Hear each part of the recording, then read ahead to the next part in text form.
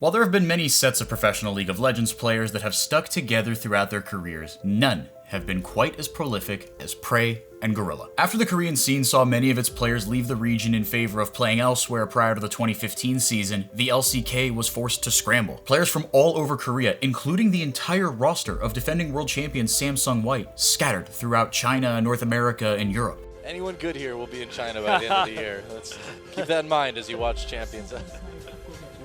Korea is but a farm for the other region. Rosters were practically built overnight as a result of what became known as the Great Korean Exodus. After some of the biggest stars from the LCK left for massive contracts across the globe, the players that stayed behind fused together to create some seriously intriguing rosters in an attempt to save Korean League of Legends altogether. That's exactly how a patchwork team of misfits known as the GE Tigers came to be. Specifically though, when a supposedly washed up AD carry crossed paths with a young upstart support, the greatest duo in the history of the game was born. In their first season together, Prey and Gorilla went on an absolute warpath throughout Korea. The pair led the Tigers to a 23-2 record over the course of the team's first 25 games in the 2015 season. Through a combination of veteran presence and mechanical skill, the Tigers emerged as heavy favorites in Korea thanks to the contributions of their stellar bottom lane. Those contributions would take the team all the way to the LCK Summer Finals. However, their run to greatness would be thwarted by SK Telecom T1, a team that seemingly had the Tigers' playstyle down to a science. That season, SKT would stop the Tigers dead in their tracks on 5 out of the 6 occasions in which they faced each other.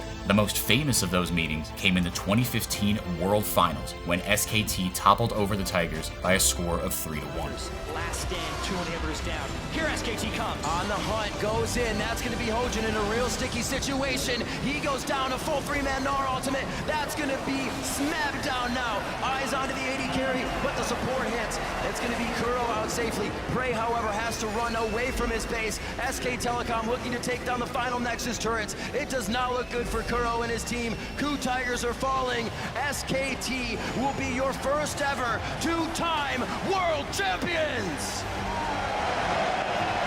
But even still, in their first full season together, Prey and Gorilla practically built an entire team from the ground up, spearheading a roster that proved the Korean scene was still here to play. Fresh-faced players like Gorilla, Bang, and Wolf helped rejuvenate the scene with life in 2015, while veterans like Prey and Faker reinforced the region as a whole. In 2016, the ROX Tigers captivated the world as Prey and Gorilla took center stage in a world semifinal matchup with that same SK Telecom roster that had thwarted them so many times before. And although their dramatic 5-game series didn't go the Tigers' way, the match itself went down as an instant classic, and plays made by both Prey and Gorilla gave them some serious international notoriety.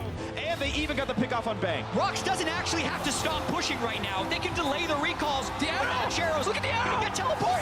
He's stopped too. Which means they can push. It's now on Wolf. It's a three. They get it. It's not the Nexus. They're trying to burn it down. Is this not going to be enough? It's not. ROX Tigers answer back with game 2. Even after that legendary ROX Tigers roster broke in different directions following the 2016 season, Prey and Gorilla stuck together. The ROX Tigers splintered, but one of the key components, this bot lane that can be aggressive, that can be defensive, that are wonderful together, stayed together, and that makes me at least very happy. The valuable assets of synergy and experience that the duo brought to the table couldn't be found anywhere else in the world. In fact, if there's one thing that kept Prey and Gorilla relevant for so long, it was the fact that they understood each other so well. While they were certainly talented players in their own right, any roster that they found themselves on was built around their chemistry in the bottom lane. Prey and Gorilla knew each other's playstyles completely, and they took that shared value to Longzhu Gaming. With Longzhu, the duo flourished once again. After finally taking down SKT to capture the 2017 LCK Summer Crown, Prey and Gorilla came into Worlds 2017 as the best bottom lane in the professional scene. Way through the quickness is just going to spell his death. His flank is not tanky right now. The beast doesn't do anything. Faker's going to explode as the massive damage from Prey is going to say goodnight to the king of the mid lane. The Nexus falls, and your new champions of the LCK is Longzhu Gaming. Quickly though, the team was bounced from the tournament by Samsung Galaxy in the quarterfinal round. First opponent, they are the first in the semifinals, and who can really stop this team? But just a few months removed from their underwhelming performance at Worlds, Prey, Gorilla, and all of Longzhu were on the rebound. The organization had rebranded to Kingzone Dragon X and had upgraded its roster through a reunion with Peanut in the jungle. With a real chance to take home the Summoners Cup in 2018, Kingzone was considered on a widespread level to still be the best in the world. After all, the team proved just how strong it was with a second place finish at MSI earlier in the year. For Prey and Gorilla, the 2018 World Championship was meant to serve as one last shot for the greatest duo lane of all time. Finally, the longtime partners would hoist a World's trophy together. And with a dominant run through the first half of the year that included strong performances on both the international and domestic stages, Kingzone was being penciled in as tournament favorites long before Worlds. That was, of course, until Kingzone Dragon X missed the tournament completely. After 2 playoff losses to Gen G and Afrika, both of which included poor performances from Prey and Gorilla, Kingzone was eliminated from Worlds contention. Comes out of Haru, and Cubase still at full health. He's flashing in for the kills. Feathers come back, but it doesn't matter in the end. Poor JJ, the bloodthirsty support gets in there and gets the kill. And that's gonna be it, guys. The 3-0. Unless BDD can get it. No, he cannot.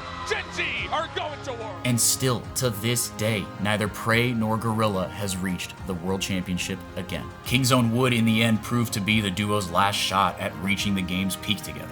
After the 2019 season, Prey bowed out of professional play entirely after a brief stint with KT Rolster, retiring at the age of 26. As for Gorilla, his quest for an international championship continues, albeit without his longtime lane partner. He'll be a free agent heading into 2021. Sure, they weren't able to capture that elusive world championship together, but when the Korean scene was crumbling around them, Prey and Gorilla stood tall and proved their region still had some fight left in it. In the 4 seasons that they played together, Prey and Gorilla reached the World Championship on 3 different occasions. Together they faced adversity on more occasions than any other bottom lane duo in the history of the game, achieving more than some of the most esteemed duo lanes in the world. Whether it's Sven and Mythi, Uzi and Ming, or Reckless and Hylissang, nearly no other combination of players has had as storied a history as Prey and Gorilla in the bottom lane. By the time the dust settled on their lane partnership, Prey and Gorilla played in 441 games together with a total winning percentage of nearly 66%. The duo played together across 4 seasons, surviving swaps between multiple franchises and while winning 3 LCK titles as a unit. Together they reached 3 separate world championships, reaching the semifinals together at least twice. And although Prey and Gorilla went their separate ways, largely under unceremonious, unsuccessful circumstances, they still achieved more success and longevity than most players could even dream of. Considering the lengths of their respective careers, they spent almost the entirety of their time in the professional scene playing side by side. Together, Prey and Gorilla brought the Korean League of Legends scene back from the brink of crisis. After the region's superstars went elsewhere,